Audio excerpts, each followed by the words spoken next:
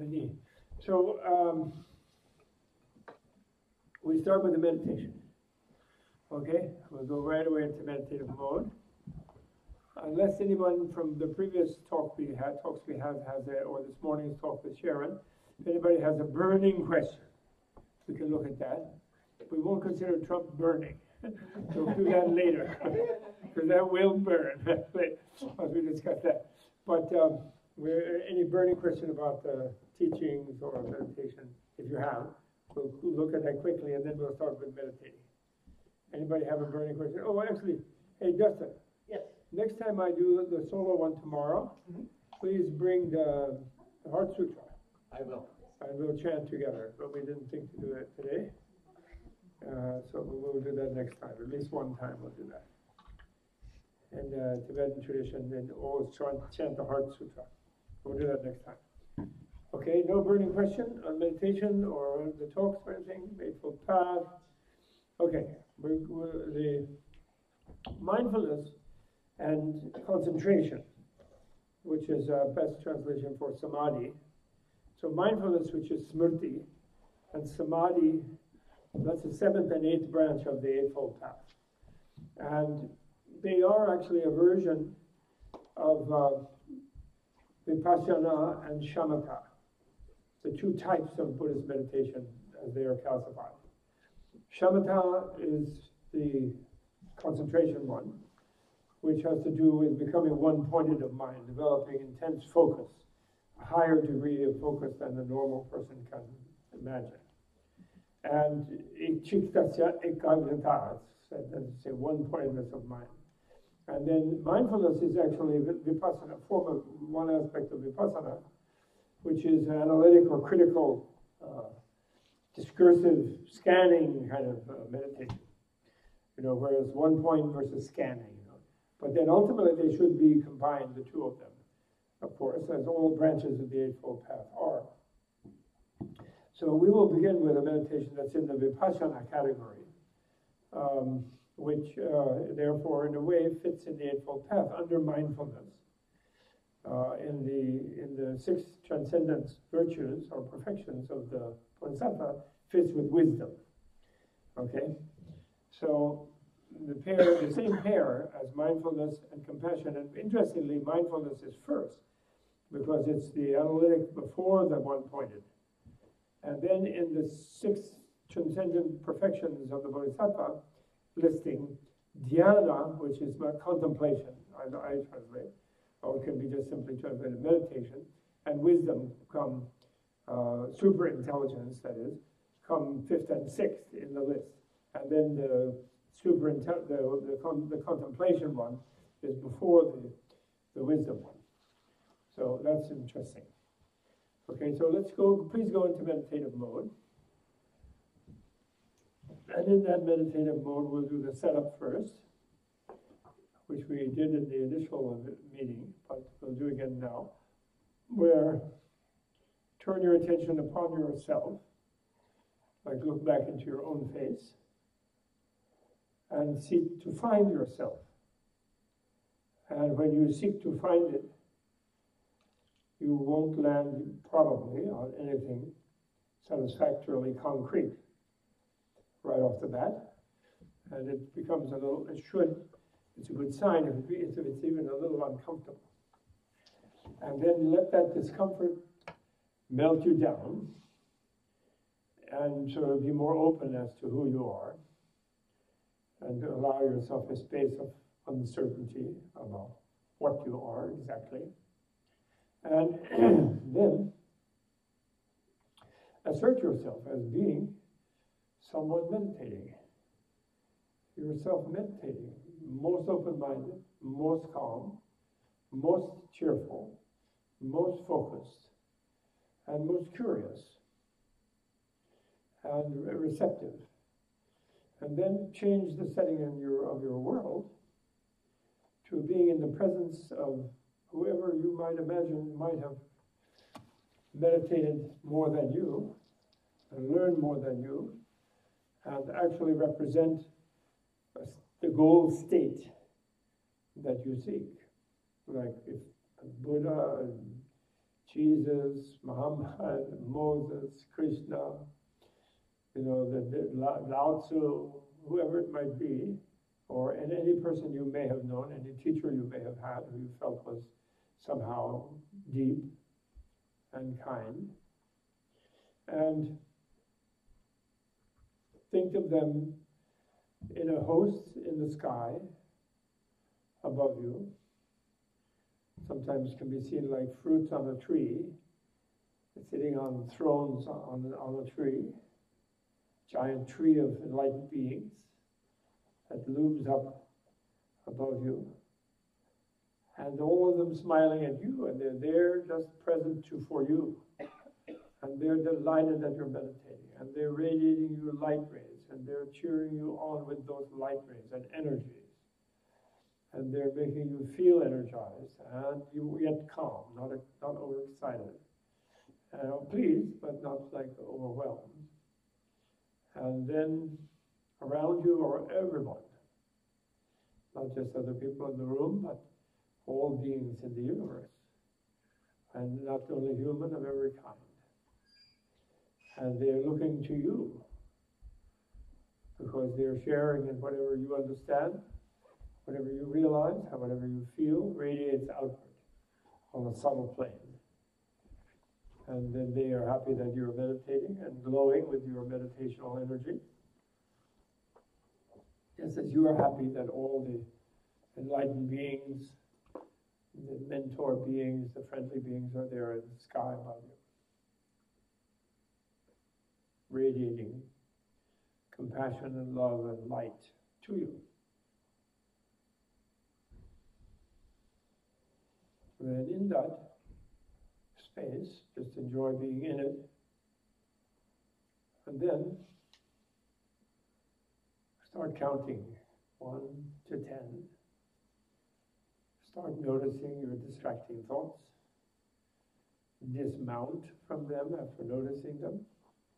Come back to the counting.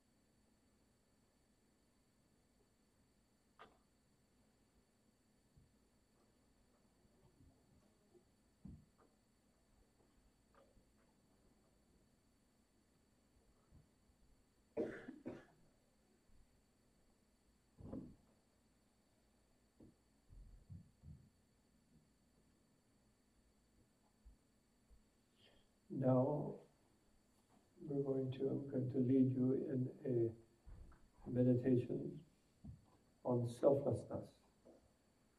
Very, very important, if not the most important of all Buddhist meditations. And I'm going to use some method called the 4 keys. And this method is something like an oral tradition from India and Tibet. And it's employing remember, mindfulness means actually remembering. And the word smriti is actually means to remember, remembrance. So it begins with the first key. Sorry, oh dear. Sorry. And the first key is called identifying what is to be negated by the expression selflessness. Selflessness means like the lessness part. Means the less part means no self. It negates self. But what you understand a negation, you have to understand what is being negated.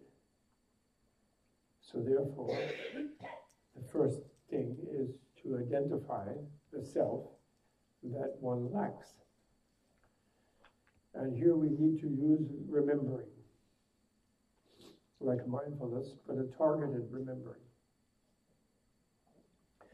And so this exercise is quite subtle, is to remember yourself at time when you yourself, in the past, when you yourself were falsely accused of something by someone. It can be very strong if you remember an instance where someone you cared about accused you of something that you didn't do in a case where you were actually innocent, so they were falsely accusing you. But sincerely, they thought you did it, but you didn't do it. And if you can remember such an instance, try to remember it. If you can't remember some really big thing, even a small thing will do. And when you do the remembering, you have to do it like the exercise of a method actor, which is that you're remembering consciousness, the one that's doing the remembering, the agent of the remembering, is sort of like observing yourself in the situation you are remembering from a hidden vantage point, like a secret witness, like behind a curtain or through a peephole or through a window. So the major part of your consciousness is reliving the experience, feeling what you felt with the first shock of being falsely accused when you are innocent, in the feeling we could call injured innocence.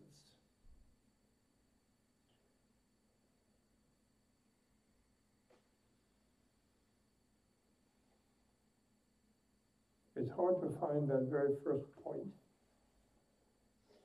because probably what happened was your mind kind of rose up in a state of indignant righteousness.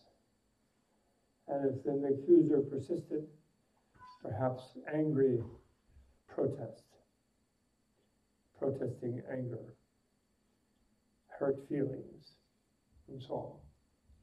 But the first shock is really more the hurt feelings, the feeling of being misunderstood. You know, how would they think I could have done such a thing, whatever it is? Even practically before one thinks of explaining one's alibi. Try to really find that memory and inhabit it.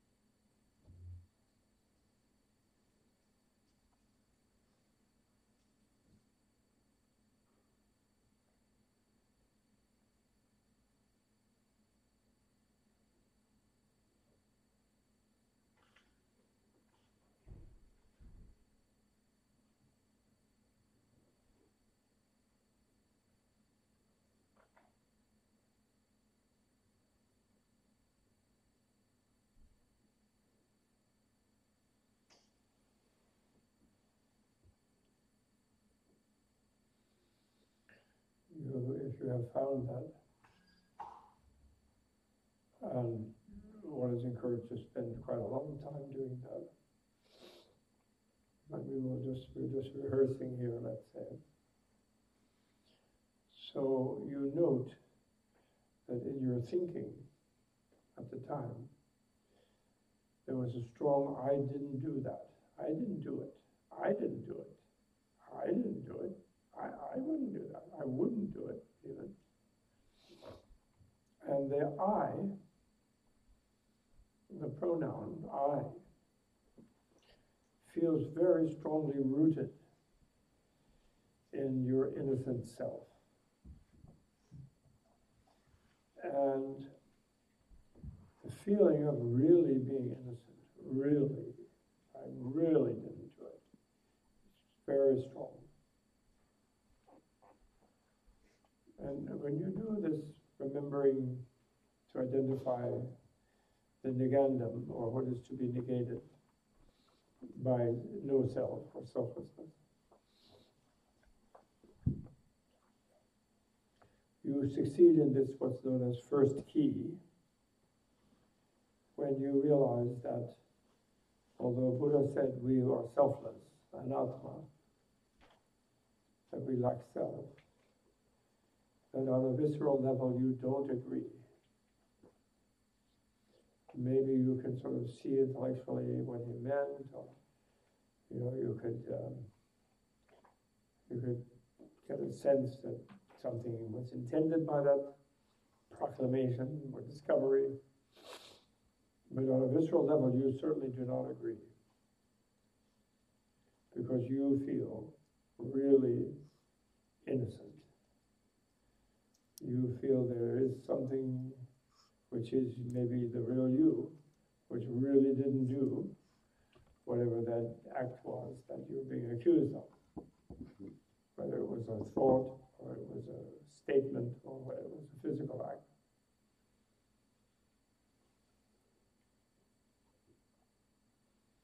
And when you reach that point where you simultaneously realize, I really do feel like I have a self, and then secondarily you realize, oh, then Buddha is actually challenging my feeling, rather than that, oh, he's just describing the way I am. You realize that your sense of that real self in there that's so innocent is being challenged. Is it accurate or not? And you feel it is accurate. You admit to yourself. And then you decide, well, however, Buddha is somehow a rather credible scientist, credible teacher, I guess, although I disagree with this, because I'm really here. But since he is challenging me, I will accept the challenge. I will seek to verify whether my feeling of really being here as really me is correct, or whether he is correct. That there's no me really here, although there is the me here worrying about whether I'm really here or not.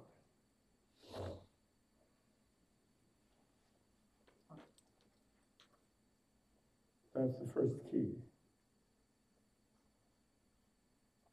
And as I said, normally one would spend some days or weeks or even months of meditating on just this first key, which is really not looking for selflessness, but looking for the self, looking for wherein one feels what there is in self, at a gut level. Even if one doesn't have a theory about it. Second key. Second key is, having taken up the challenge and looking within myself to verify that there's a real self there, that really is innocent in that memory or in other instances is really, really me. The real referent of my pronoun, I. Solid reference. In looking for that, I make a commitment ahead of time, either to find it for sure, or face the implications of not being able to find it, and not leave it in some vague sort of third possibility, like it's sort of it's there but not there, or like whatever. Either I'm going to find it for sure, like because I feel it's for sure there. So when I really put a for sure effort into it, I should find it for sure. Or if I can't cope with not being able to find it, and therefore perhaps being in error. But no third option, nothing vague. Practical outcome.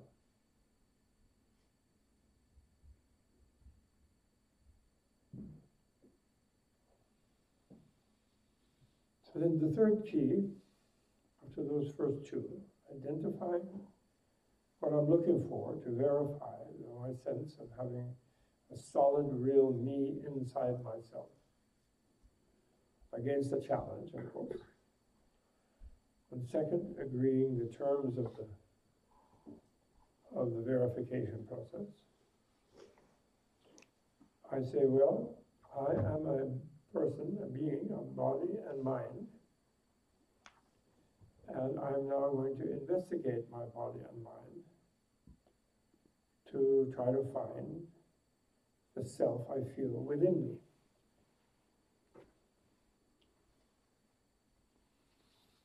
And here we can use a very useful schema that the Buddhists have used for thousands of years, dividing the body-mind complex into 5 levels or layers. They say aggregates, literally heaps. And of course, first is the physical aggregate or physical heap. So I do a body scan, very much something mindfulness-based stress reduction. They use body scans, so for a different purpose in a way, but they use it. So I do a body scan. So they go through my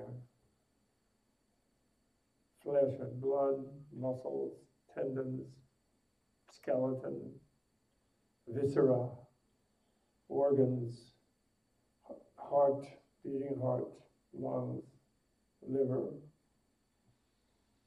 spinal column.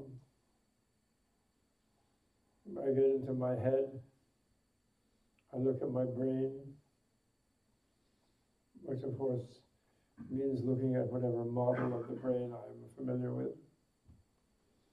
Those simulations you see on TV of like flashing little like lightning bolts jumping from neuron to neuron. Where is that solid Bob Thurman in there? Pretty quickly I give it up actually, physically.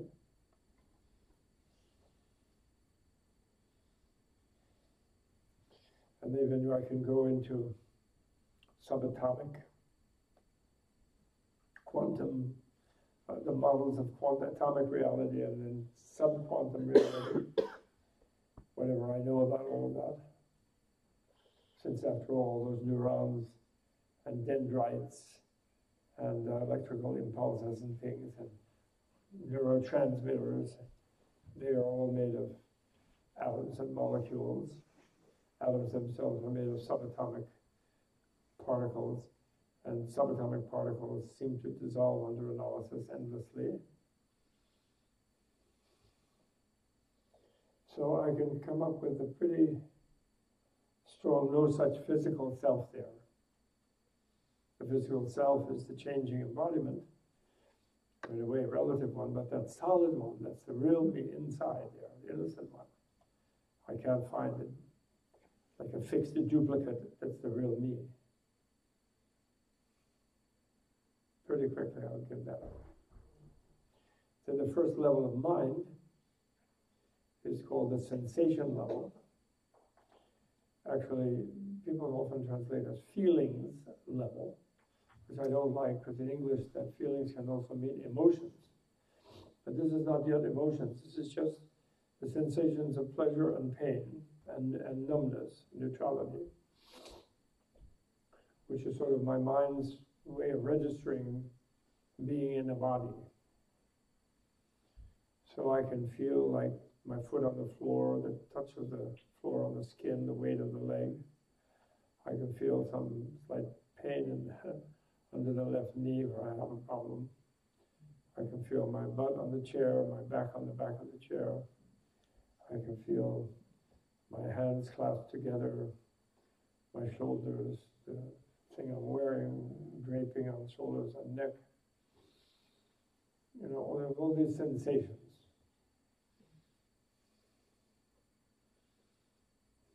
Pleasure, pain, numbness. Some places I don't feel anything particularly, but I sort of probably do if I put my mind like, I don't feel the skin down the right-hand arm where the shirt is on the bicep until I attend to it. I then put my mind over there, then I can feel something. So I normally ignore it. So you can inhabit the sensation aggregate a lot. And actually, when I did the first key thoroughly, I kind of realized that my sense of that real self sort of inside created a kind of sense of, when I was accused, created a kind of choked up sense, like a tightening of the diaphragm, a choked up feeling in the throat, as if maybe there was a thing that's the real me was somehow maybe in the chest around at the heart area. It's not necessarily the beating heart organ, but somewhere around there. I might have noticed that. Or now when I think of the sensation aggregate, I might go to there and, is it some feeling of being a self? And I have like a sensation of being a self, having a self in there. And when I look into the core of a feeling of congestion in the chest, diaphragm, throat, there's nothing, it sort of dissolves when I look at it. There's nothing solid seeming there. So then I give up that level.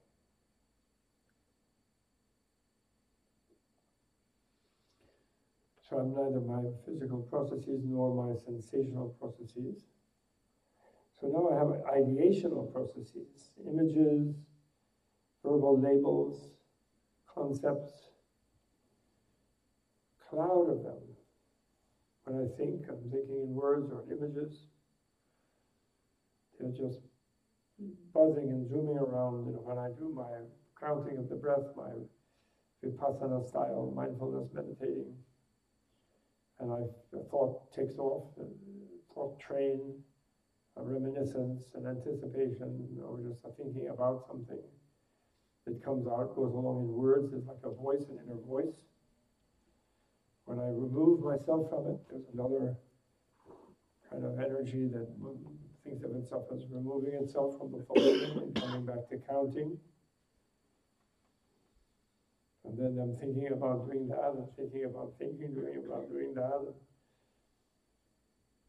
Then Bob, Thurman, I have an idea, a set of names of Bob, Thurman, Robert, Alexander, Tenzin, and I can sort of, they're there, and they can be visualized as words in English or in some other alphabet. But they kind of come apart. Is the real Bob in the B, in the etc. Different ones still seem to refer to that real self, different names. So one can take quite a lot of time analyzing all the images. Then an image of oneself, like a photograph, an ID shot for a driver's license, the face, but the face when, and the face the same then as it is now, and so on and so on. So, images and words, the ideational process is very, very diverse and very fluctuating. And somehow the idea of Bob Thurman even itself changes, even in Bob Thurman's mind.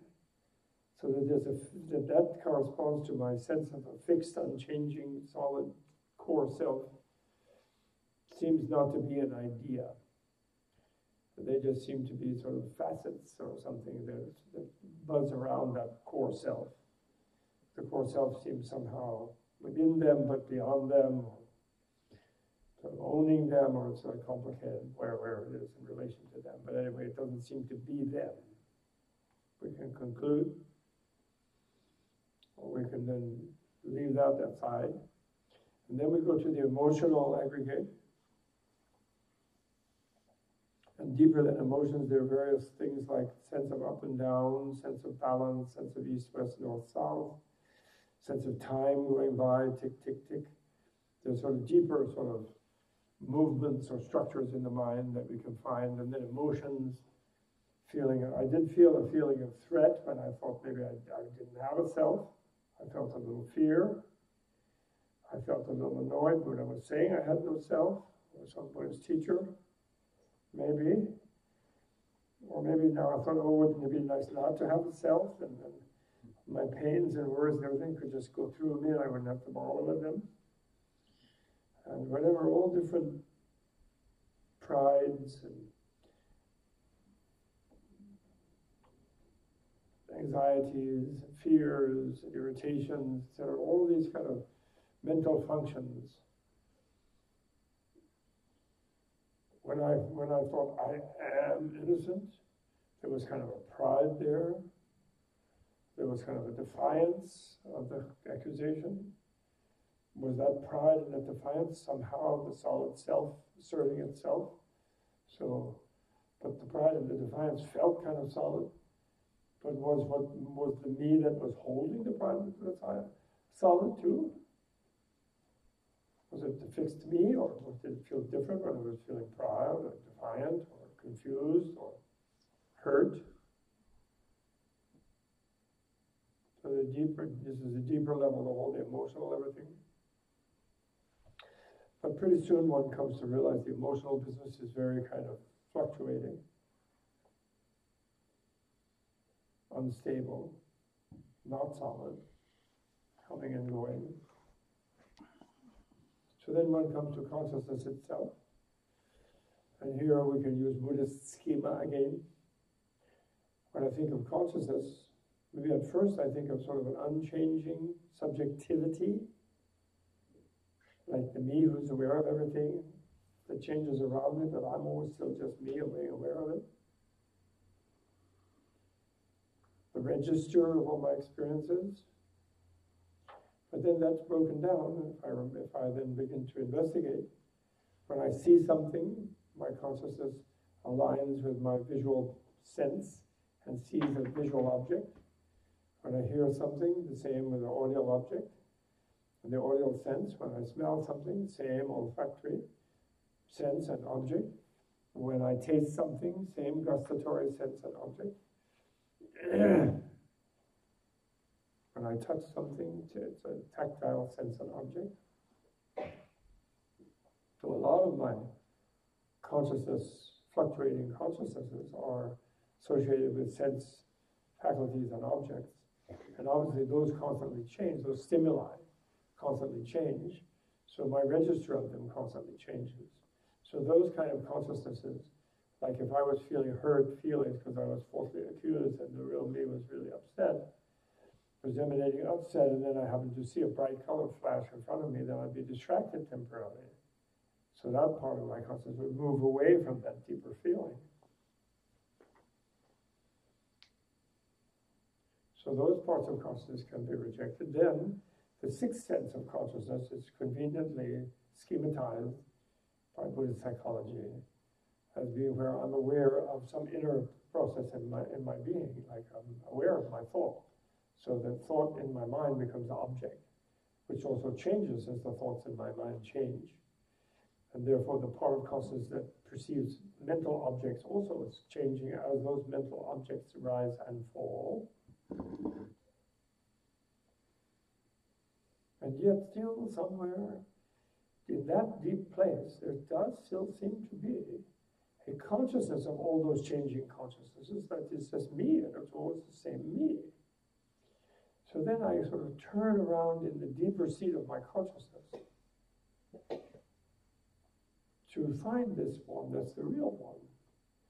But then I get into an impression like a dog chasing its tail, when I try to whirl around back into my subjectivity to find the one that doesn't change.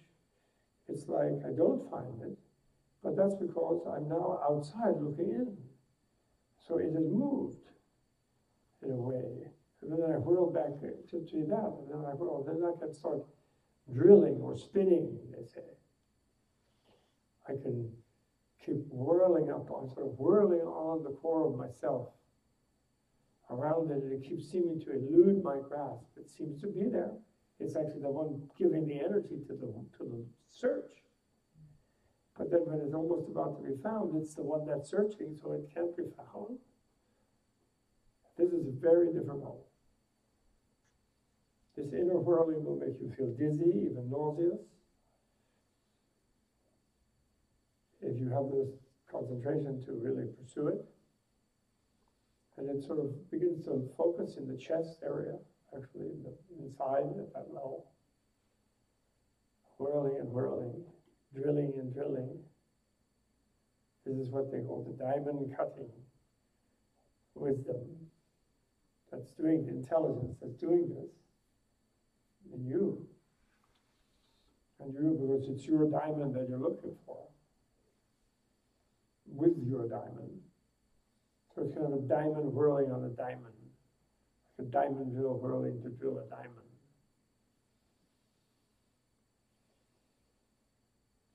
And it's like can be the most excruciating inner tension. It takes great focus not to veer off.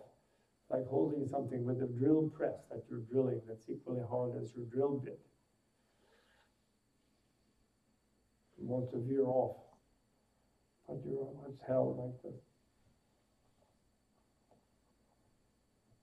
In two ends.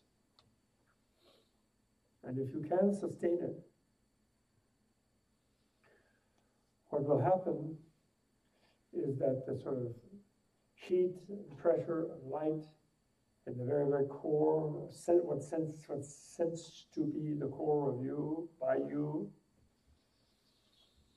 creates a kind of melting sensation. And the light explodes or expands gently either way. And the hardness of the two sides of the drilling seem to melt. And you will enter into what is called, you will feel a release from this tension in what is called a space-like equipoised samadhi or concentration. So, seeker and sought about your inner core will seem to melt, and everything will be just a space. And it isn't like you will be floating in a space, like levitating in a space, like your sitting body. When you do this really deeply, you will lose the self-image of yourself as a sitting body, actually. And actually, you will lose even the verbal thing of I'm looking with myself, for myself, etc. You'll kind of lose all of that, and you'll go into this space-like equipoise samadhi and feel that in a little bit of a bliss in that, where you'll feel a kind of joyful release, like relief.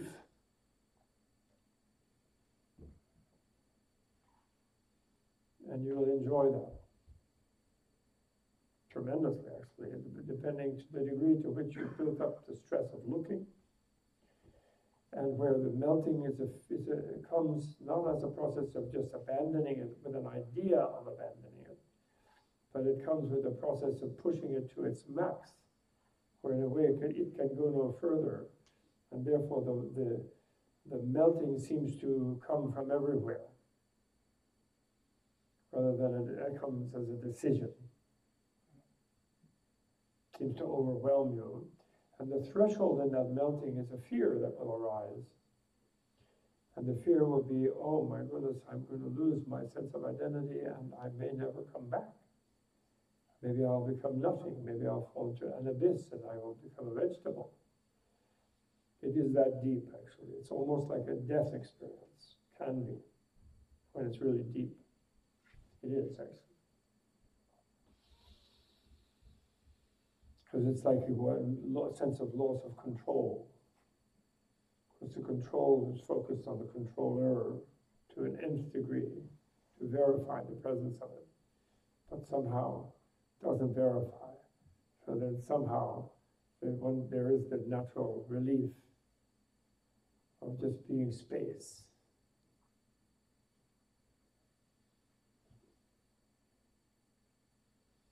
And of course here there is a common spiritual mistake where then something might occur in one.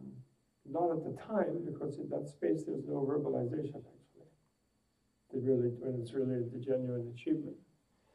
But afterwards, maybe getting right near in the threshold where one's fearing annihilation, there might be an idea that, oh, this is the self, this space, this vastness, that's what myself is. This is absolute, in other words. That is a serious mistake, against which one requires a prerequisite kind of alertness, which then allows a kind of momentum of curiosity and inquiry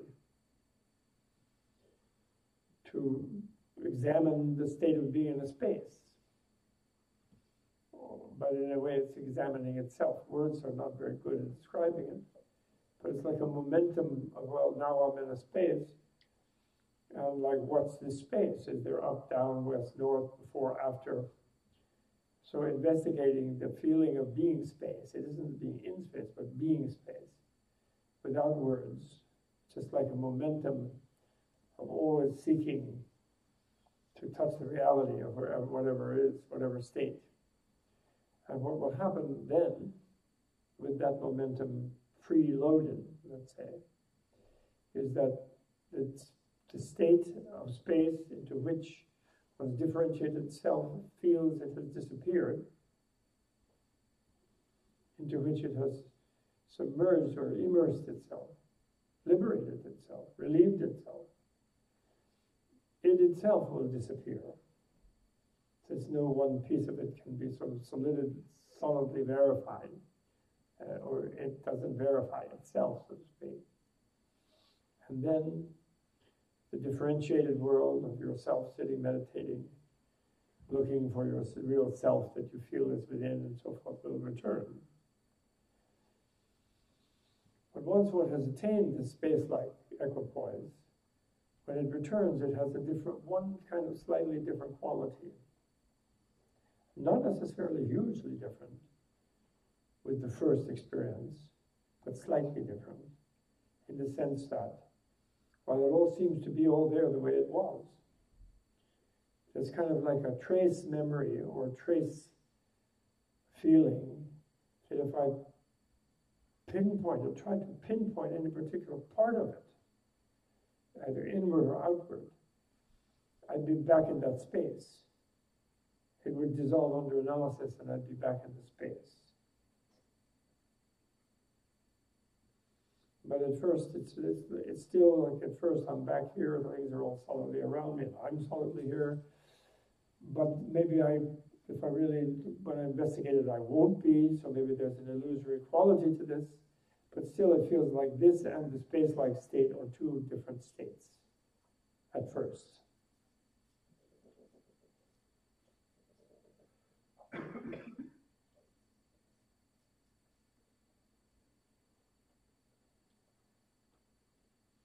So then one will this was looking for that self, if it was somehow the same as my body-mind processes or somehow within them. And one gives that up after that experience. But then there remains the option that maybe that self that I feel solidly there in some way relates to the body processes. And the reason I didn't find it is I was looking for it as one of them.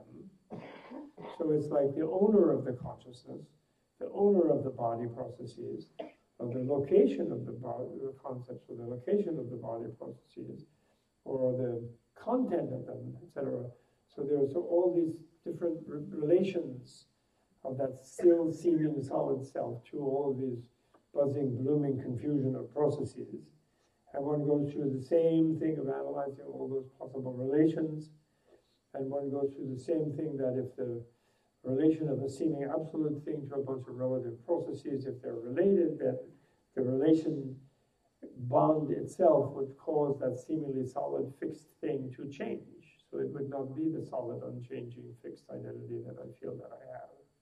And then when there goes into a space like equipoise, approaching it from that perspective, and then again an illusion like aftermath samadhi from that perspective.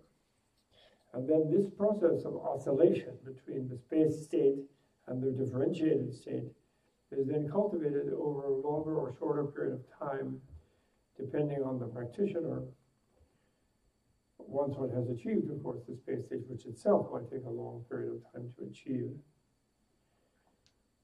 And then the goal being that the oscillation becomes slighter and slighter and slighter until somehow finally one experiences being in the differentiated state as if it was non-different from the space state.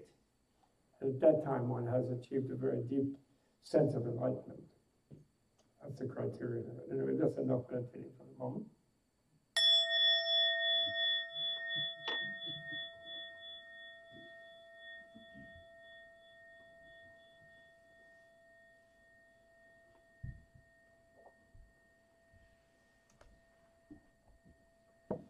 I just jumped to this in rehearsal, however, because unless one has really kind of spent a lot of time getting into it in the past or some unusual person from previous life, it will not be possible in such a short span to reach space like equipoise samadhi. Or it would be extremely unusual. And if anybody has such an experience when they first hear about it, then they really need to be forewarned and forearmed. And they really need inference. This is why, the idea that in meditation and enlightenment practices in Buddhism throw logic and reason and inference away in the quest of direct experience is a really wrong idea.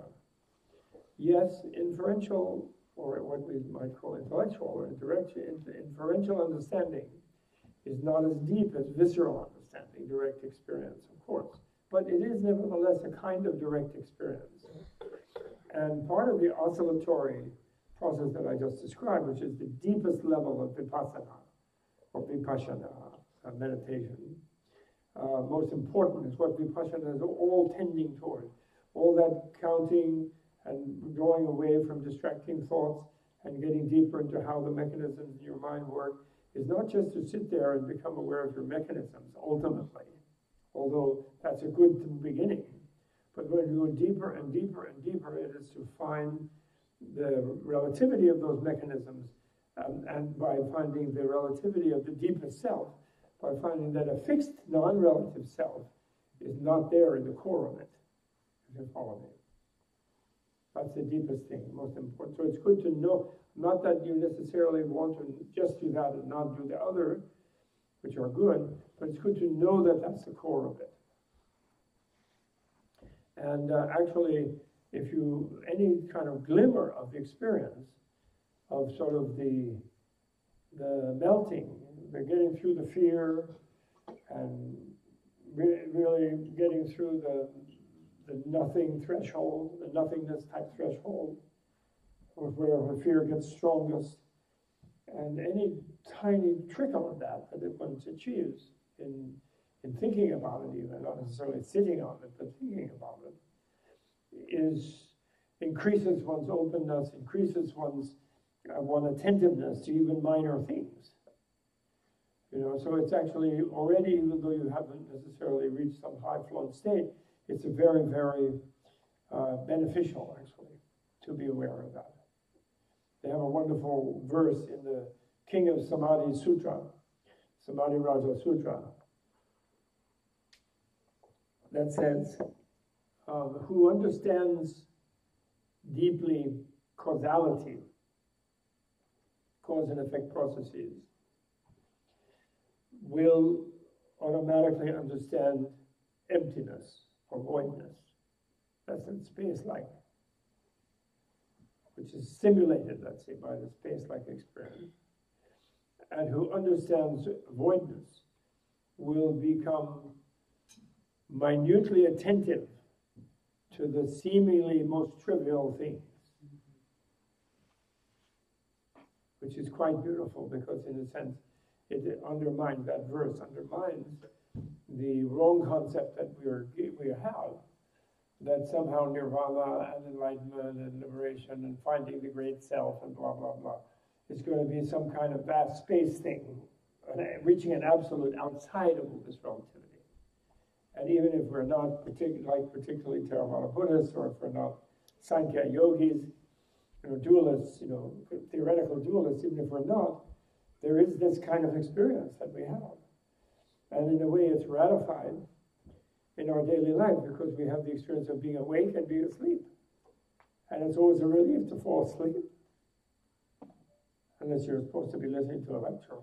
And it's an obstacle. Although I have my children inform me that I'm very good at putting them to sleep. I give them a lecture.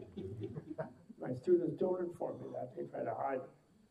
But my children are happy to inform me. So that's why we ventured there. And let me just say a little bit further that when we reach even and then further that the inference that any state that is achieved as a state with a boundary in time and space between it and our sort of habitual or normal state is going to be another relational state. If you know that very solidly by inference, which you should be able to rationally know. In other words, we know relative means relational. Absolute means non-relational. That's why they're opposites. Okay? So therefore, if you can relate to it as a relative being, it's relational. Absolute means you can't relate to it, in a way. And because that's what it means. It's like, if you achieve that space like equipoise, you have to go past the nothingness barrier of experience, meditative experience. And the nothingness barrier, when you go through it, is when you really begin to understand the thing that I mentioned earlier in the earlier talk, the news flash, that nothing is nothing. Therefore, there is no way of being stuck in it. Because it's nothing. It's not there. A dark space is what we might have an image of, is what nothingness is.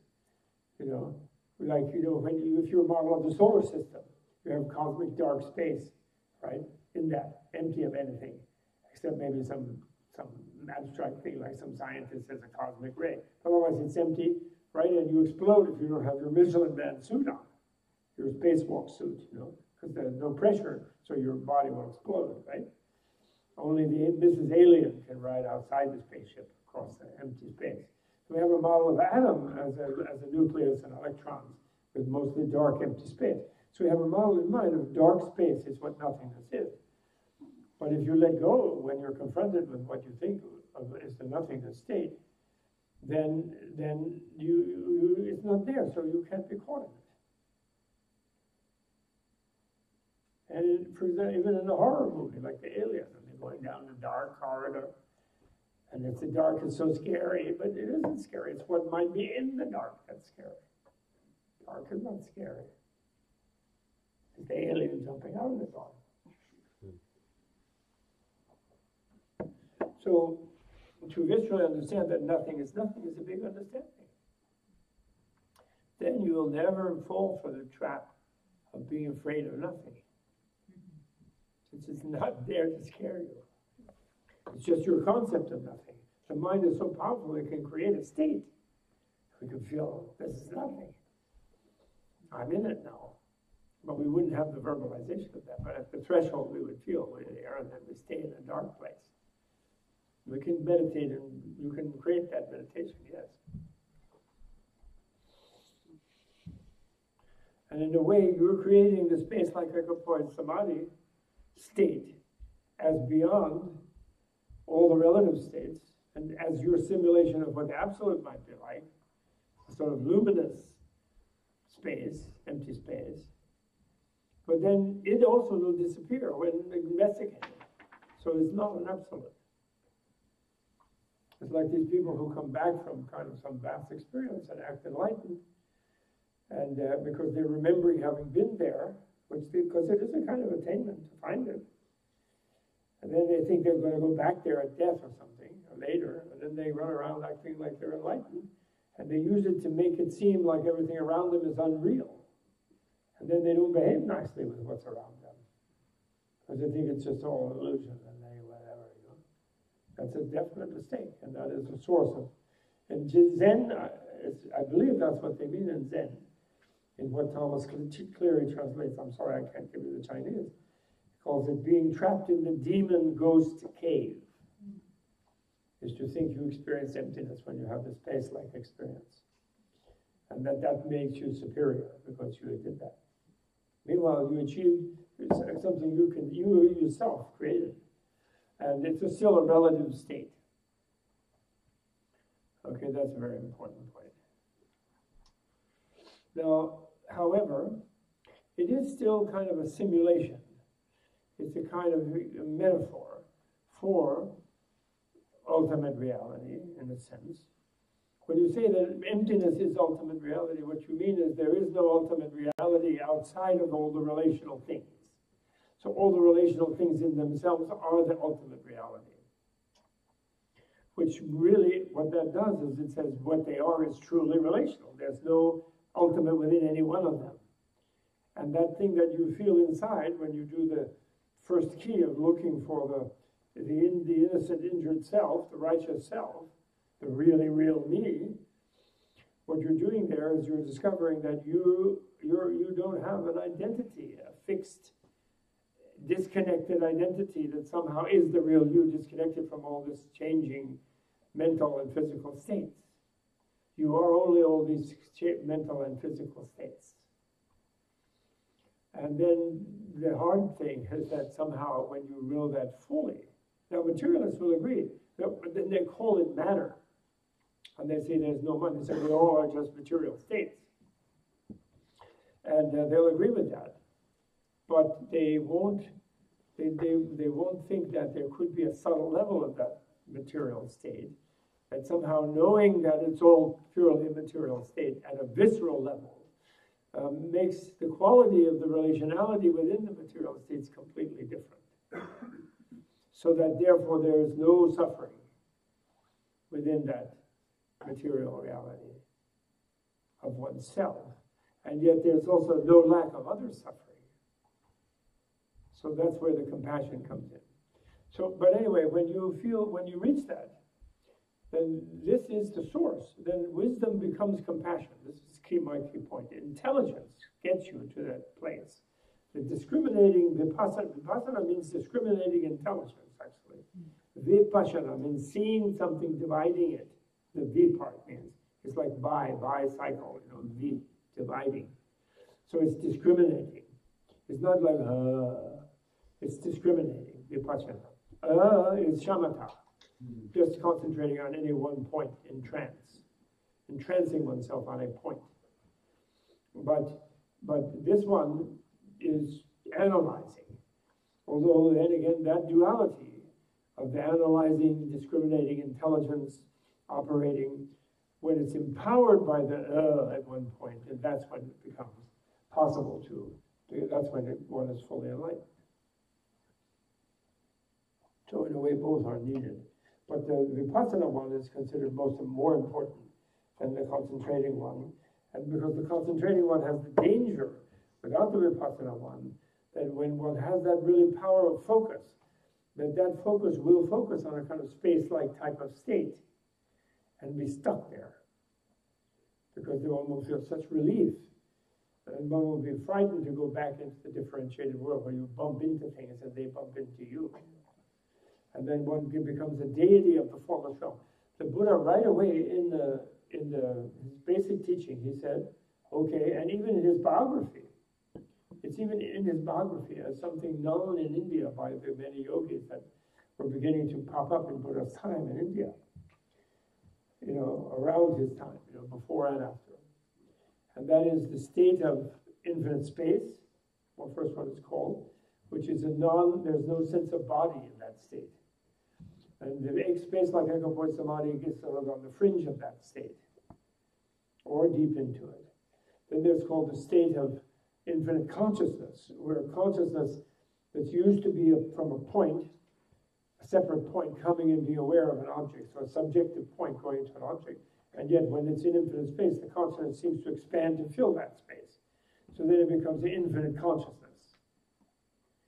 And then the process of expanding infinitely in an infinite space becomes tiresome, and then one seeks kind of nothingness, beyond conscious, beyond existing or not existing, and one goes into a state simulating nothingness. But seeks it, wants to go there, like falling deeply asleep. One wants to fall asleep. And then there's some even more subtle state called beyond consciousness and unconsciousness, where you're sort of being aware that you're unaware or something, or you're conscious of being unconscious, or you're unconsciously conscious, and never mind. It's a paradoxical state, but it is a deep state. And all of those states feel like you're all alone in them, and that they are everything. And the danger of that is you become a deity of those, and there are zillions of deities, beings who, and the way you get to be a deity in those states is you are a yogi or a yogini who reaches such a state of subtle self-mastery and focus, and you go in and you don't know the reason of relativity. You haven't heard that. And so you feel these states are your real deepest self, and they are the deepest nature of the universe, and they are the absolutes. And you get stuck there then, because still they are, although very, very subtle, they are relational states according to Buddha's even most fundamental teaching, most basic teaching, in other words, which is a critique of lots of different kinds of mysticism that think that the main thing is to be obliterated in the heart of God, or be Brahma. The different universe was just a dream, and it's not unreal, and the reality is just being apart from it all. But the point is, apart from it is still apart from it. That's still relational when you say apart from something. Those are relational terms. Okay, any questions? At ease, questions? Microphone, Michael has a microphone. Yes, about the meditation, hopefully at first. And when we have a little time, apparently we're going to look at Trump. That's getting back to the ethical, I think. Yes? Bob, thank you so much. Sure. Justin? Bob? Thank you, Bob. Yes. So how do I, in my practice, not land in these dangerous places where I might not land in these dangerous places where I might get stuck? Right. Where do I start? I mean, I've been doing Vipassana meditation for 12 years. And how do I grow and grow wisely? What do I read? Where do I go to continue in gaining an underpinning that will take care of me? Okay. I think the key thing is the royal reason of relativity. I really love it. When I'm translating as relativity, the Buddhists translated something called pratitya samutpada, or in some contexts, pratitya anutpada. But what that means is everything is dependently originated. So if you find it reasonable that anything made of causes, or any whole that is constituted by parts, or even if you go deeper, any object that is constituted by a subjective naming process or a cognitive process, through naming often actually, or conceiving, that sort of thing will be relative. And it will, if it's be made, it will be unmade. In other words, there will be causes that will cause it to decay. So everything is relative. Is really, really key to remember that, and to constantly apply that in all circumstances to everything. And to note that reason itself is said to be, it is actually the reason of emptiness. It's the inferential way of approaching and understanding emptiness.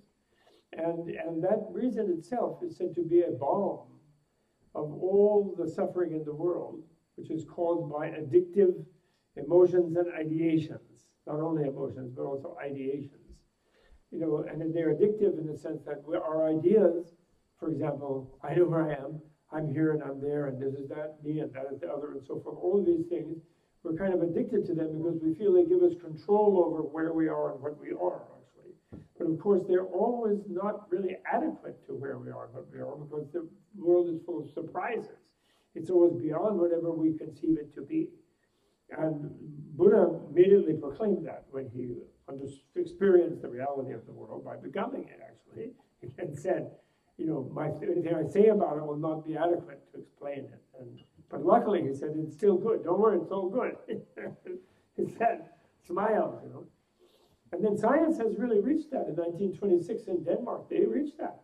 They said there's an area of uncertainty. You can't get down and pin down. Your theory will not be adequate to it. We can't catch it, because looking disrupts what we're looking at. So therefore, you never can catch it. But that's all right. We can still operate on the relative level where we can catch things, and we have statistical probabilities, and in them we can do marvelous things.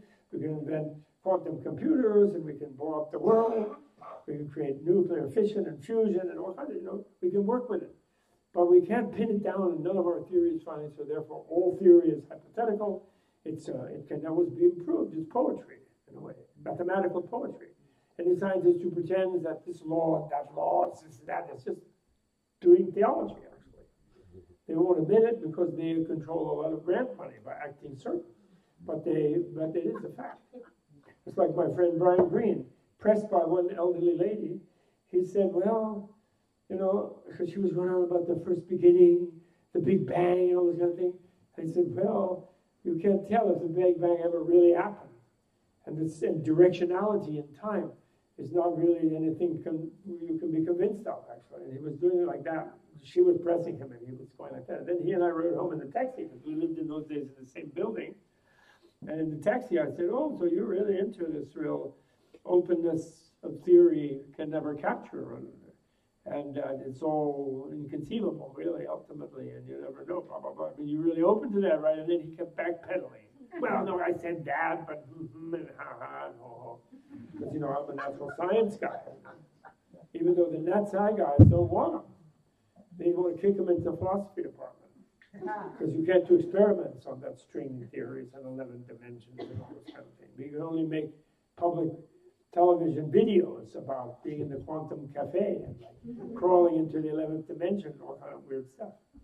So it's pure, it's sci-fi. It's really fun sci-fi, but that's what it is. So they just discovered that, and they won't even admit it, to act still high priest-like and pompous. But Buddha admitted it right off. But that doesn't mean you can't talk about it. You can. So the royal reason of relativity is the thing. And for example, because of that, what is your pattern of association? We have to look at our own education, all of us. We're educated in a world that thinks that America's the greatest thing. We're the greatest, although we have to be made great again, apparently. But we are the greatest. And our science is the best. Nobody, poor Buddha, he didn't know about antibiotics. He didn't know this, that. Poor guy, he didn't have a subway to go from Shakya Kingdom to Magadha.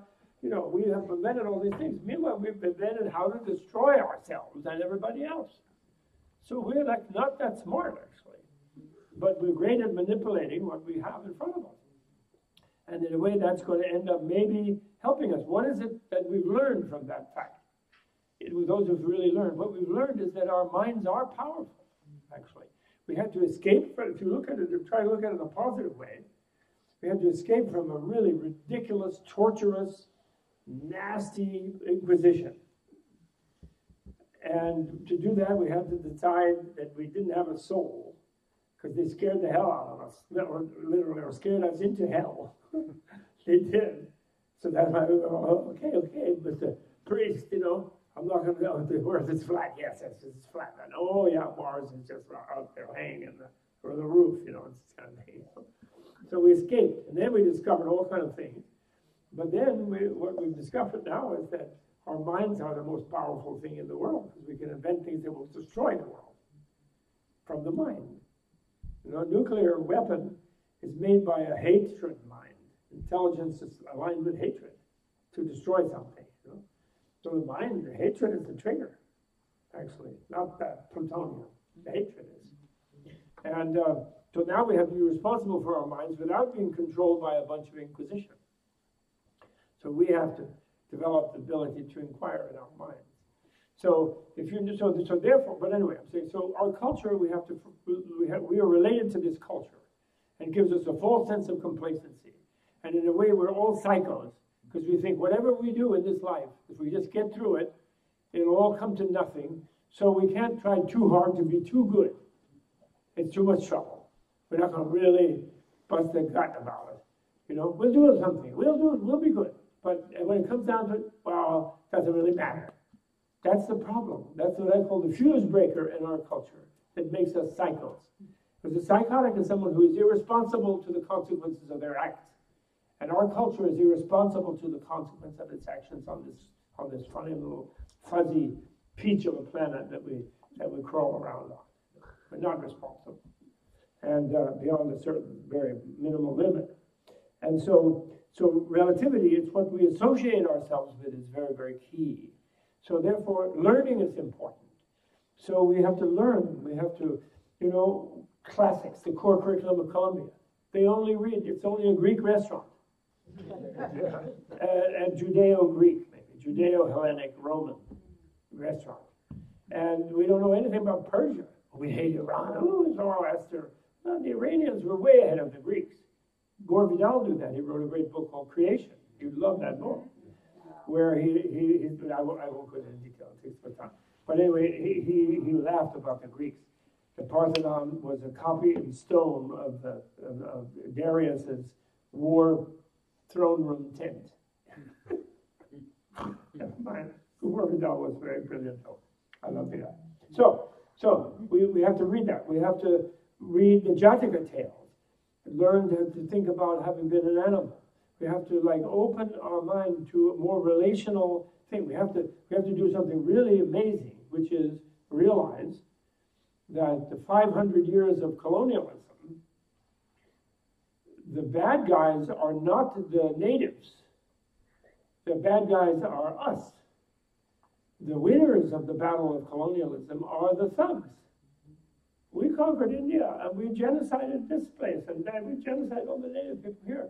And oh yeah, Mel Gibson is going to make a thing and say that they're sacrificing everybody and they're running around and that horrible apocalypto that he made, But that's just a bunch of mythology trying to justify our superiority, which we do not have. If you go to Mexico City and look at Tenochtitlan, it's like better than Los Angeles. It's like a beautiful city with big avenues and fantastic hydroponics. I don't think they grew grass that I heard of in their hydroponics, but they grew food on these lakes in this place. And that means that they were not dragging people around because they needed those people to build the pyramid. They were not sacrificing them 10 a day, 20 a day. It's ridiculous. It's just propaganda by Cortez and his priestly scribe, And a bunch of thugs came from Spain and Italy and killed everybody.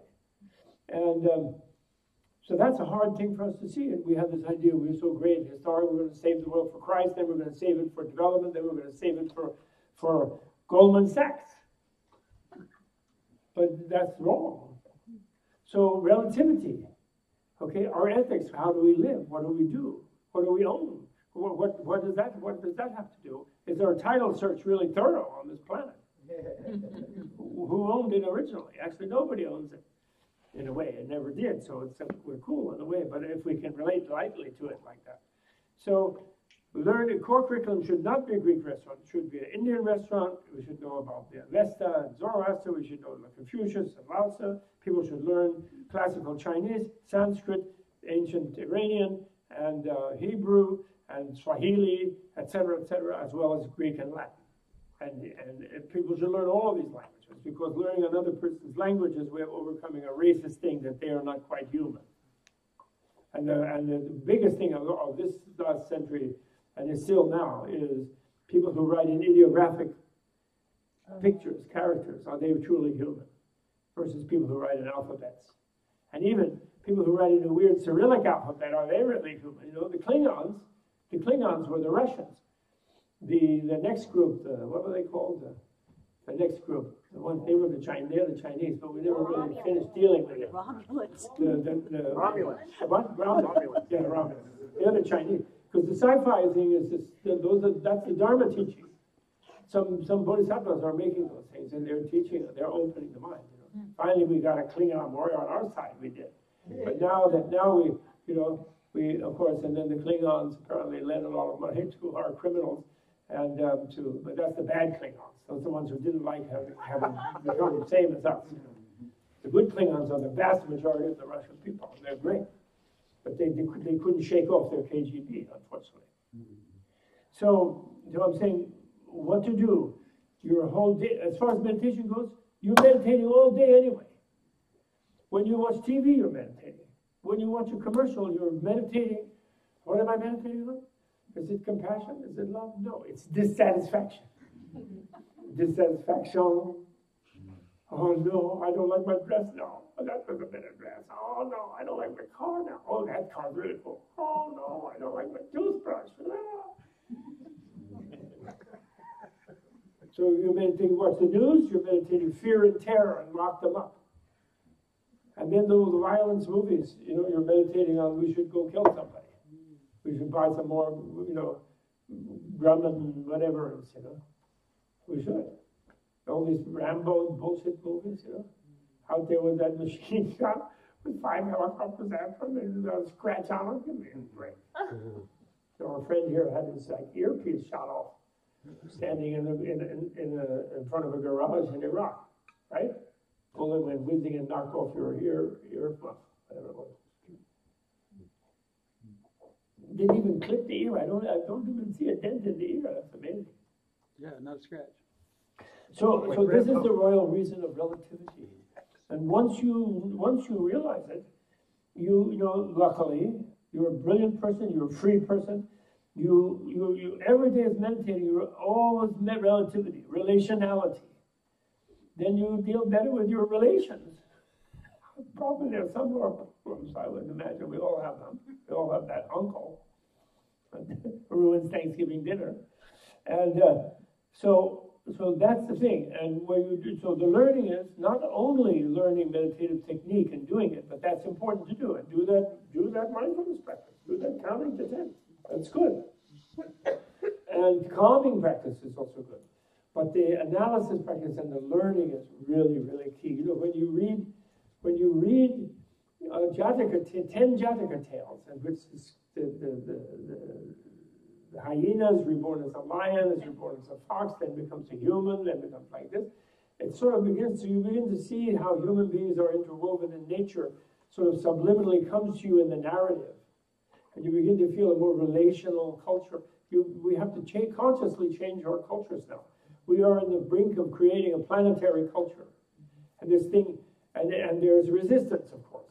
This whole white is right and make America great again, make it white again, you know, because that's been so great, is the complete opposite of that, you see.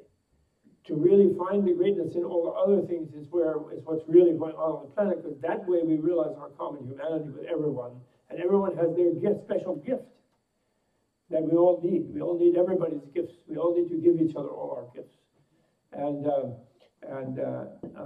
that's a learning process to really undo the inner ways we're educated. You know, I'm a product and a victim of, you know, I went to like a British type school where when you didn't learn your Latin in the 3rd grade, you got lightly caned on the back of the legs.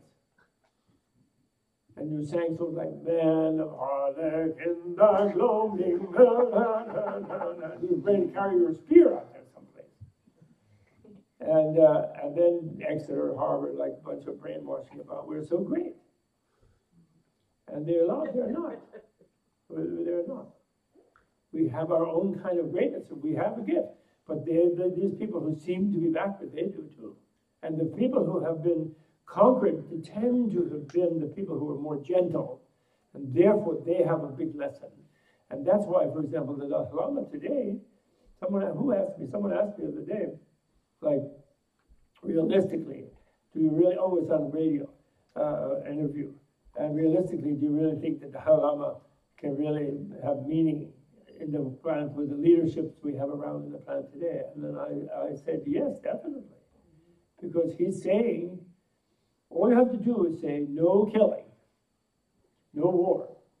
Problems, you sit and talk it out, and you make deals. You don't drop bombs. Then that becomes like, really, nobody does that anymore. You stop that completely, and you start spending the money in solving things. And, supposed impossible things are not impossible, not at all. Have you been to the Dead Sea? Yes. Did you go on both sides of the Dead Sea? Did you go on the Jordanian side? No.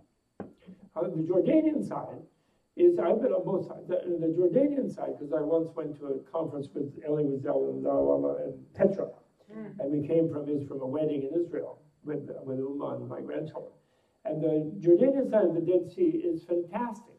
Marvelous hotels, 5-star, fabulous spas, like Menla's up the kazoo, except they don't have Dharma teaching, but otherwise it's great. And the other side is just like you go jump in the mud, and you're holding in some like camp, kibbutz type camp, because they don't invest in it because it's contested, Well, if you put all the money they spend on the bombs and the walls and you build everybody big fabulous hotels, I don't really think.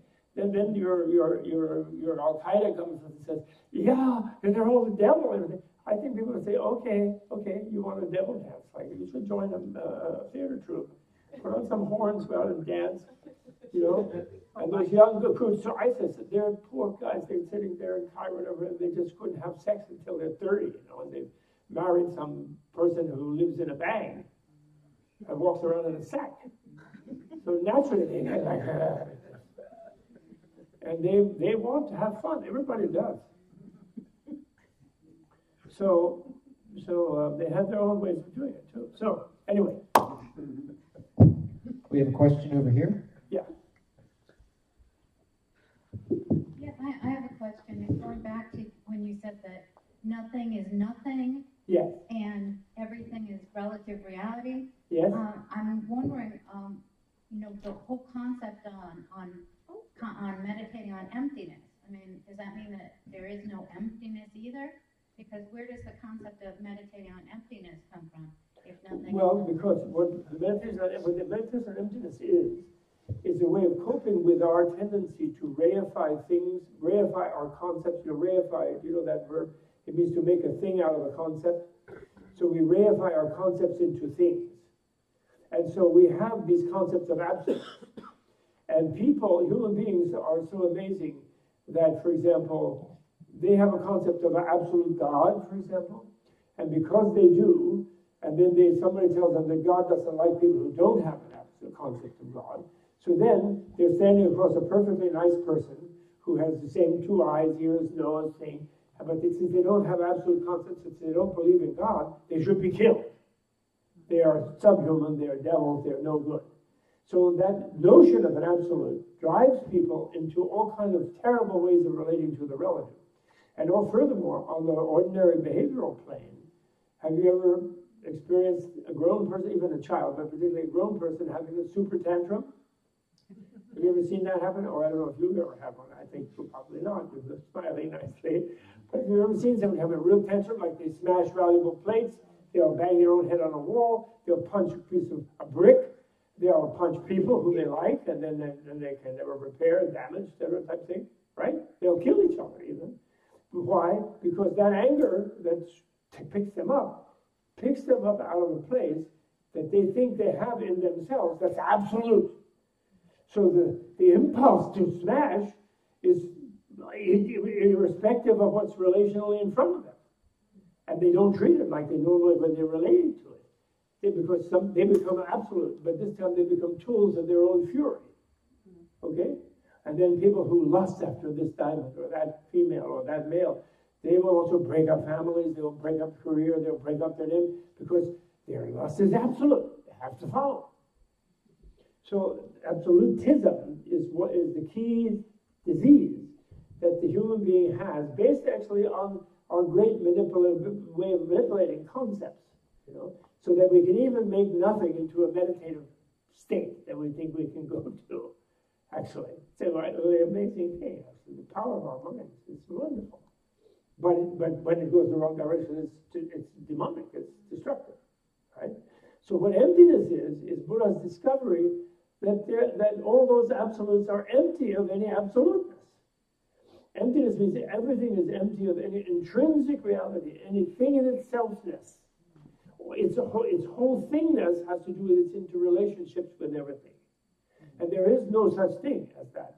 But in a way, that is the absolute, therefore. Then emptiness covers everything, because it isn't nothing. Just like, the Indians invented the decimal system.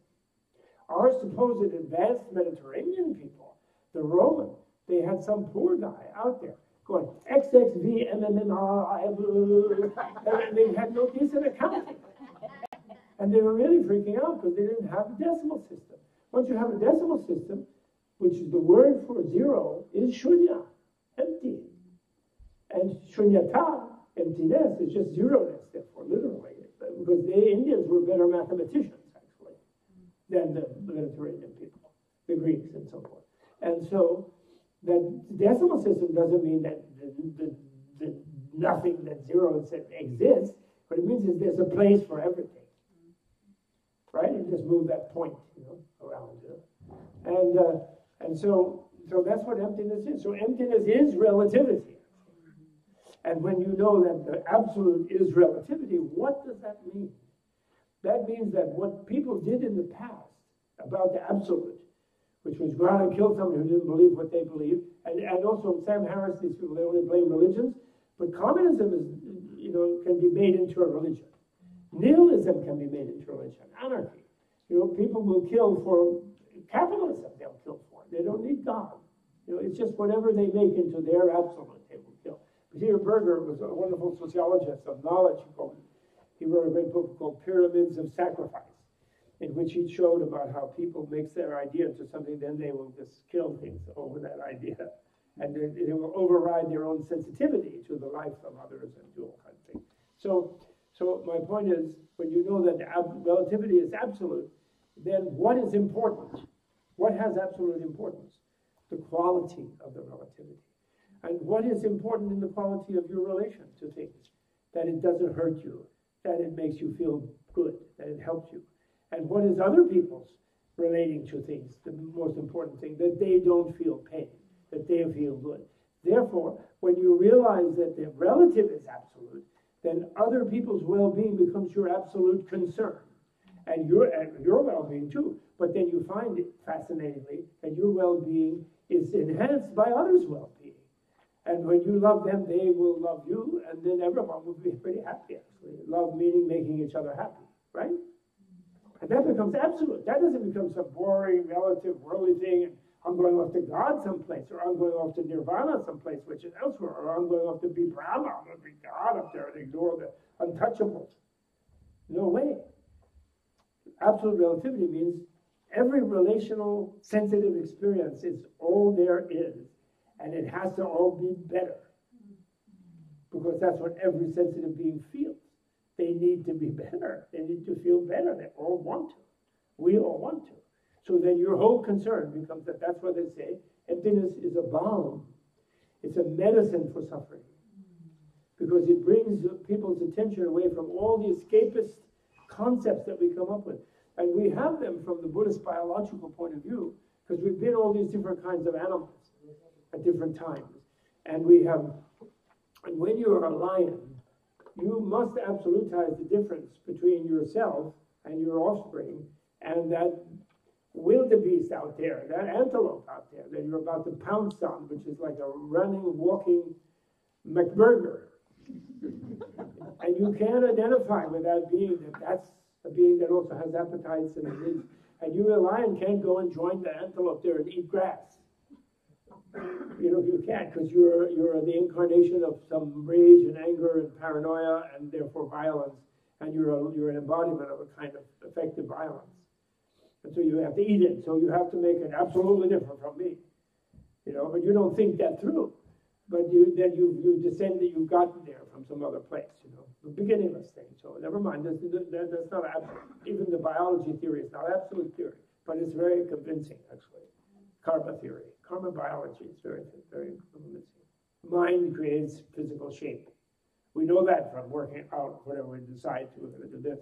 And through death, you can hop physical shape, good or bad, hugely, which is why, you know, humans who are aware of death have a great opportunity to become where they can navigate it, you know. So, what was the question? So that's it. So that's the absolute relativity, you see. And that's where wisdom and intelligence becomes compassion. You know, you know, we were talking earlier, some of us, you know, compassion, people think is some terrible thing.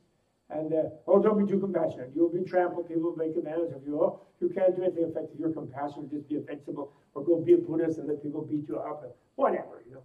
It was poor Dalai Lama. He'll never get his country back. Nehru slammed his fist on the table and said, you can't be free ever without shedding blood, said Nehru. Nehru said. Meanwhile, he's just a disciple of Gandhi who got rid of the British, who had been shedding their blood for a century, by just refusing to cooperate. Basically, I mean, there was a few riots around here and there, but basically the vast majority didn't cooperate. So actually he did get free without shedding blood, but he forgot that because he was educated in England. So that's the thing. You know, the absolutism is very difficult to get rid of. You know? As you can know, when did you last have an argument with your partner where both were absolutely right? And when you say, absolutely, absolutely, we go like that. And then neither one will back down, then what happens? You have like a tiff, right? So if it's relative, well, maybe there's another perspective where I'm not completely right, and they're not completely wrong, or whatever. And this brings us to this gentleman wanted to discuss Trump. Where is he? Where's Trump? Okay, what do you want to say?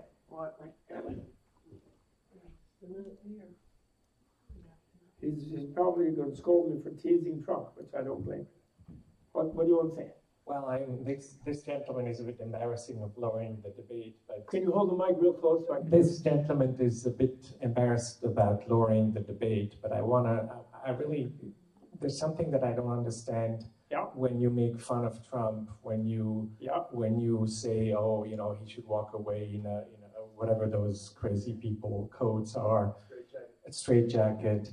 I mean, isn't your philosophy, your Buddhist thinking, to try to understand people? You know, we meditate loving kindness. We meditate against the people we hate, our stepmother. And you could meditate against Trump, and I'm always surprised. Now I'm European, I understand sarcasm, and I understand humor, and I appreciate that a lot with you. Yes. But you know, this man, as much as we dislike him, he still represents half of the U.S. And I don't dislike him. Not half. I don't dislike him. No, not half. But you understand? No, but you understand my general point. My general point is I don't sense a desire to try to understand this flyover country, this you know, you have Exeter, Harvard, you live in New York. How much do you know about Appalachia, about people laid off at Ford factories or at Bethlehem Steel? So it's a bit passive-aggressive question, but this is the only time I have the chance to ask it. So first of all, actually, I apologize. Because, you know, I shouldn't really tease such an easy target. And because actually I'm not going there with a straitjacket because I'd get arrested. So I apologize. That's one. But then two, on the other hand, I like to break taboos. And in a way, I'm a little bit purposeful in my teasing because I think people tend to be scared of him. And, you know, let me tell you a story. I was interviewed on the New York Times once in that thing on the back part of the Sunday magazine where they ask you questions. Because they were desperate. They didn't have a really famous person, so they found some weird professor. But particularly the woman did it because that was the lady doing that one. And she did it because she had heard that I meditated Dick Cheney as my mother. And this was an era when the target of my sarcasms and teasings and things like that were especially Cheney, a little bit W, but much more Cheney, Darth Cheney, you know, etc. And but for doing this complete crime of invading Iraq, which without provocation, you know, preemptive war is not allowed since the founding of the UN. It is a complete fake thing, you know. And you don't do preemptive war. Preemptive war simply means aggression, you know, which is on the basis of which rule we threw Saddam Hussein out of Kuwait. You know, the previous Bush had done because he aggressed on the Kuwaitis, and. So that was a fake thing. So she was so fascinated by the idea that I thought of Dick Cheney as my mother. So this interview deteriorated into me describing to her how Ricardita Cheney was envisioned by me as a female with a bonnet and nice breasts, a little pointy, but nice, and me nursing and looking up in his face with his, like, you know, skepsis type, you know, like Jimmy Henson Muppet-like face. And looking up adoringly at this source of milk, and describing how it felt to be covered by Dick Cheney. And so I didn't get a chance to get into any really nice things about anything Tibet or anything much. It was more about the amazing thing of visualizing Dick Cheney as my mom. And, you know, Donald Trump was my mom too. You know? And, you know, he wasn't bald in that life because he was female. He never had nice red hair. He was this, and he had big boobs because he was way overweight. And, you know, but I actually haven't really done him as my mom. But as far as this goes, there's one thing, though, that I can say out of this. And that is that when I say Trump straitjacket and stay in Mar-a-Lago, what I mean is I feel sorry for him. He didn't really think he would win that election. He was trying to make his name more expensive because it's the only thing he could sell, because he'd failed in every business in spite of robbing and ripping off all his workers and everything. He only was given money by his father, as has been investigated and shown now. And he failed in everything. But his name was something he was selling. And he thought, by being like this, I could do something. And then he was so shocked that the Russians enabled him to win, and that he, and as far as the people in Appalachia goes, I know something about Appalachia. I'm actually a redneck. You know, I have a lot of generals in the American Army in my family, things like that. I'm a kind of black sheep of the rednecks. But I know about that. And one thing I know is he is not going to do anything to help them. Not a single thing. Not one thing. He just deceived them through Murdoch and Fox News. That's what they did. They just deceived all of them. He never could have won. Forget the Russians without Fox News brainwashing this vast mass of people and telling them the opposite from reality and deceiving them. And so I know that about Appalachia. That much I can know. And second, I feel sorry for him being in this position because, you know, there are angels in the world. And the reason America has this physical power that it does is partially because, in spite of all the genocide and all the racism and all the nastiness of many, many kinds of Americans, somehow America did liberate creative genius in lots of people from different classes and castes and countries and things. They invented all kinds of really weird things, and they culturally, like, you know, like even that amazing vision of the disgusting Putin clapping hands with the disgusting MBS down in Brazil, in Argentina there, after having killed Khashoggi in that disgusting way of cutting off the fingers of an artistic, writing, creative person before killing them. They're going to kill them, but they don't just quickly, cleanly kill them. They cut off their fingers, and they let that leaks out to intimidate other people who might be critical enough. It's so sick. Then they do a high five. But what is the high five? High five is an American cultural thing from movies and films, high five. So right away they're admiring the more free culture, the freaking despots, you know. They're feeling a little elation using the American cultural mode of high five. You know. I think that was so interesting. The idiots doing that. And so anyway, Trump himself is nothing but like a poor fellow who kept failing at everything, but somehow managed to, you know, he had a good karma in previous life of attracting wealth through crime, of course. He's like a crime family. But the problem is the American machinery of this, which should stand for, you know, I just read an article about a little town in Idlib who actually had elections and who defied both al-Nusra and al-Qaeda and Assad for quite a long period of time, and Erdogan, who's another tyrant, complete creep. And they were actually free, and they refused to arm to do it either. They wouldn't fight with the guns with those people. They just kept insisting, and they mobilized this whole town. I just saw, and now they're trashed because there's nobody, and they were always inspired by us. And the Kurdish women who went out with the guns and got rid of Al-Qaeda, which we are now, and ISIS, which we're now betraying, Trump is, those women were inspired by Murray Bookchin. You know who he is? He's like a lefty liberal Bernie Sanders guy who lives in Vermont and wrote about a new society where women are really powerful. And he was in prison in Turkey as the head of the Kurds. And he, by reading Murray Bookchin, he promoted among all the Kurds in their independence movement this new woman-powered thing, might have to be armed to defend themselves, but was not aggressive, and creating a new culture within an Islamic community.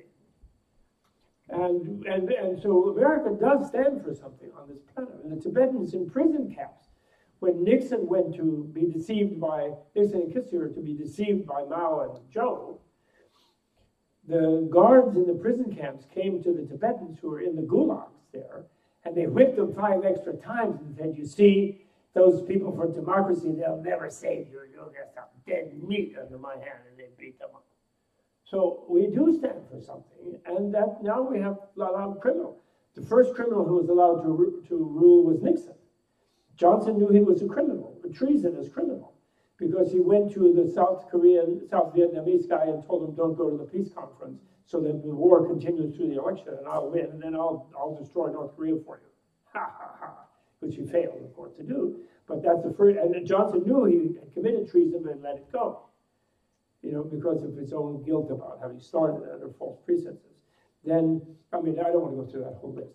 But the point is, you let a criminal in charge of this tremendous power of the American thing, of leadership, and the leadership goes against what the planet needs to go to, which is more balance of the genders, not female dominance, but female equality, less militarism, less greed and consumerism, more moderate technology, more renewables, like in Germany, you know, when Angela Merkel shifted the subsidies to distributed electrical production. The utilities stock price crashed, you know, because it became so cheap. It's easy to do. We could do this all in 2 years. Now, we don't have to wait till 2025. That's all BS. We could do that right away. But they just in charge, these old-fashioned people who just refuse to let go. But I think Trump may have done some good, despite himself, in showing us and showing our people that they can't sit there and not bother to vote, and can't sit there and just act like it doesn't matter, and their lesser of evil is not evil, and allow criminals to take over, because it is too destructive, not only to us, but to everybody on the planet. And so I think we're going to be really cool very soon. We're going to have a new Green Deal, a real one, not a fake one.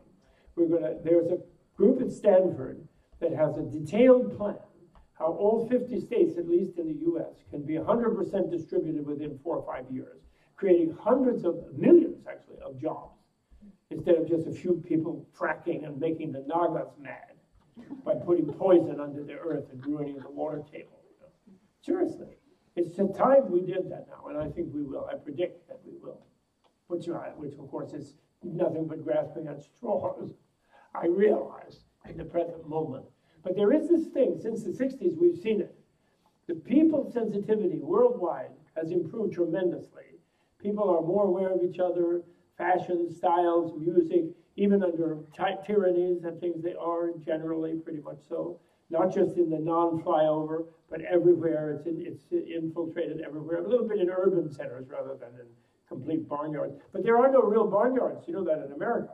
It's all agribusiness and these disgusting feedlots and horrible, huge pig caca like factories, like unbearable. Putting on toxic, poisonous food. They're declaring, like food warfare on the popular people.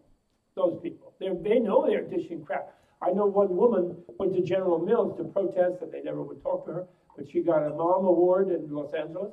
But she went there because she discovered that the weird genes that they put in her processed waffle that she cooks in a toaster for her baby, which made the baby blow up like a Ghostbusters like object, and that they take that out in Europe because your European women will not buy that crap.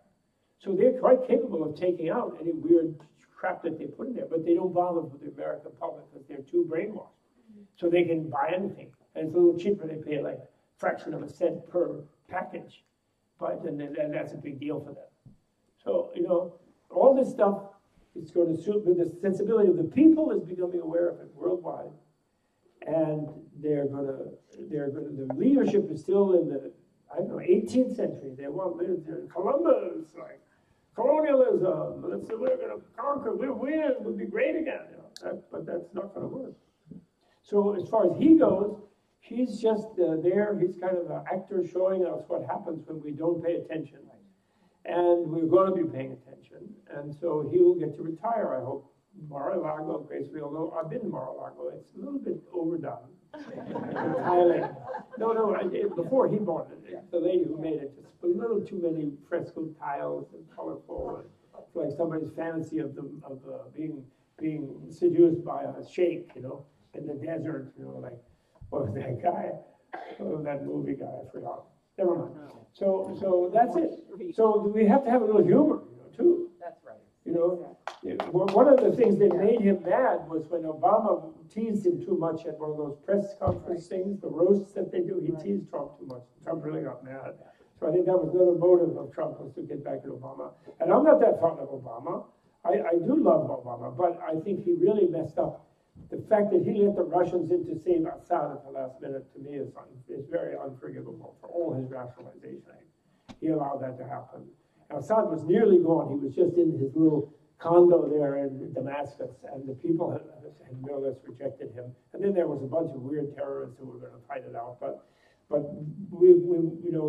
Hillary wanted a no-fly zone at least, or no more barrel bombs and everything. And Obama, no, I can't be bombing. No, I'm leaving now. I'm tired. I don't want to do that. I want to get involved. After going to Cairo and giving that big speech about this and that to Islam, and then not protecting those Syrian people, that's like Clinton in Rwanda to me. It's too pure. It's too pure. He has a problem. His birthday is one day off mine, but he's not that kind of Leo like me, crazy one. He's like a great speaker and a visionary, but then he sometimes doesn't really want to fight it out. That's the nature of the day, they say. And I certainly observed that in his behavior. So we need someone who's going to, right away, what is this? Turn off those tar sands? Move all the tar sands to Oklahoma. Just sort them around on the, make a fence out of it around Koch family mansion. They can have all that bitumen right in their house. And then we don't need it. And we can immediately power the whole country. Take some of the military budget and put it into a backbone up and down America, build it in 2 years, and we're cool. We're cooked. We're done. It could happen right away if people really realize it is an emergency. And they do. The people do, but the leadership pretends it isn't because they're making money without paying attention to it. They're the ones who are not paying attention.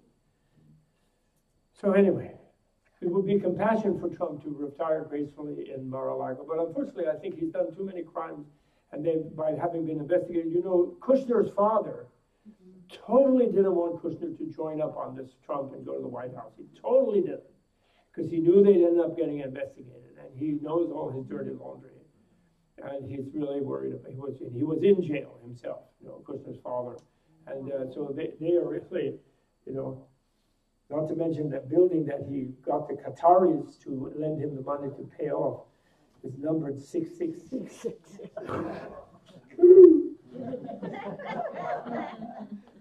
But I don't mind Mephistopheles.